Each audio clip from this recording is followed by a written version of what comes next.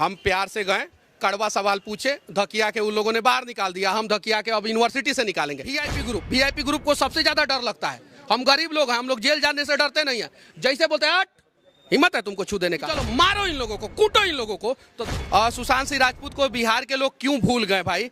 वो 34.5 साल के थे तो उनकी हत्या हुई। अभी हमारे साथ मनीष कश्यप है जो कि एयरपोर्ट पे मौजूद है। सबसे पहला क्वेश्चन, कहाँ जा रहे हैं? हम मुंबई जा रहे हैं। क्यों जा रहे हैं? हमें मुंबई से दो चीज दिखाना है। एक तो सुशांत सिंह राजपूत का 37वां जन्मदिन है। सुशांत सिंह राजपूत को बिहार के लोग क्यों भूल गए भाई?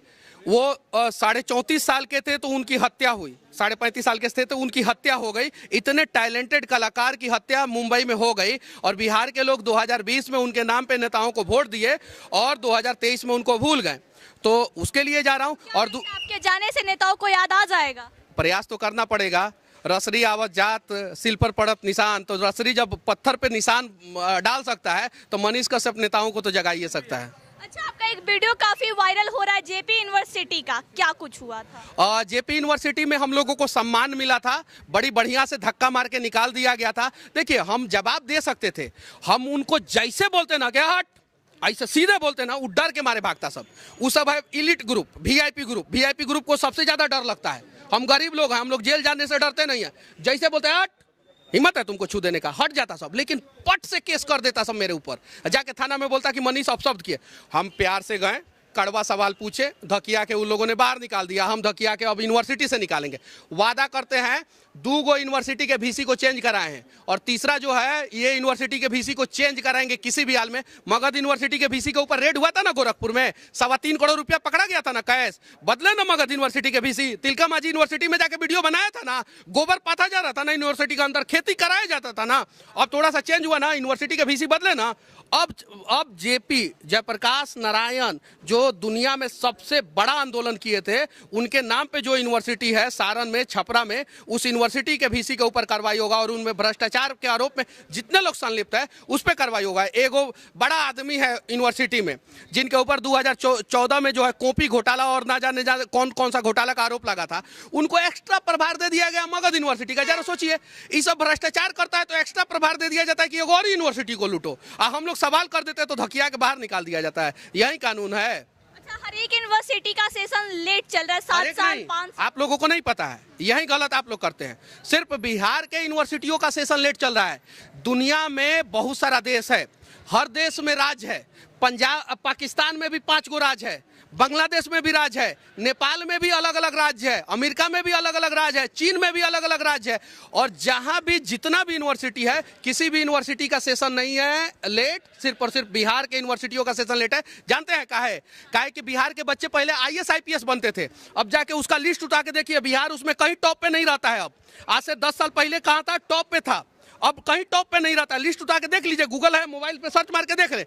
अब बिहार के बच्चों को क्या बनाना है? लेबर। जब तक हम लोग होते हैं मेहनती, सबको पता है, और कुछ भी करने के लिए तैयार रहते हैं। सही है कि नहीं है?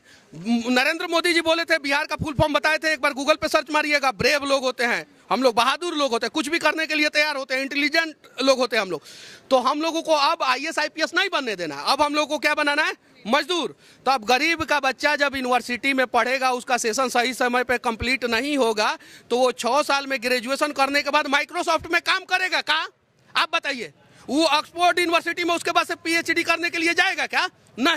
नहीं जाएगा। वो डॉक्टर इंजीनियर बनेगा क्या 6 साल में जब ग्रेजुएशन कंप्लीट होगा? तो नहीं। वो क्या बनेगा?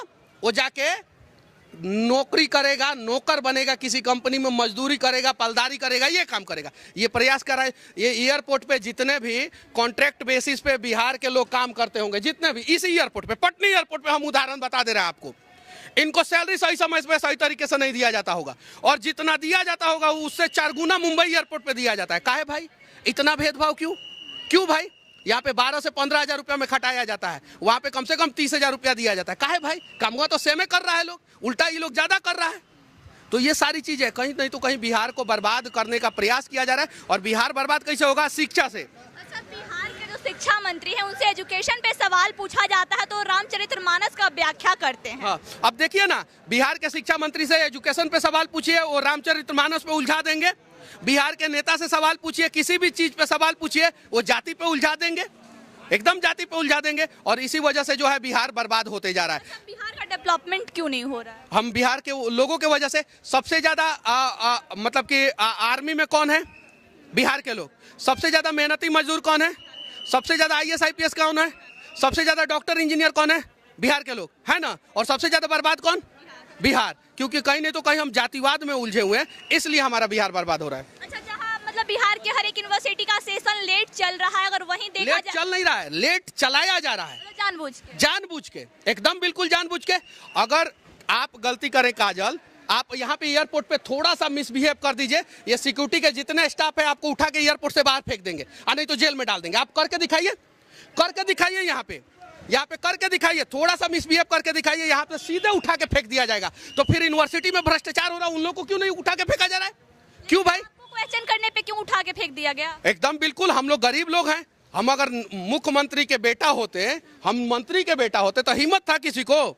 नहीं था हिम्मत। तो देखिए हम दिखाएं लोगों को, औकात थोड़ी है वो सबको। हम घुस जाते, हमारे बाहर जो है 200 लड़का इंतजार कर रहा था। कितना?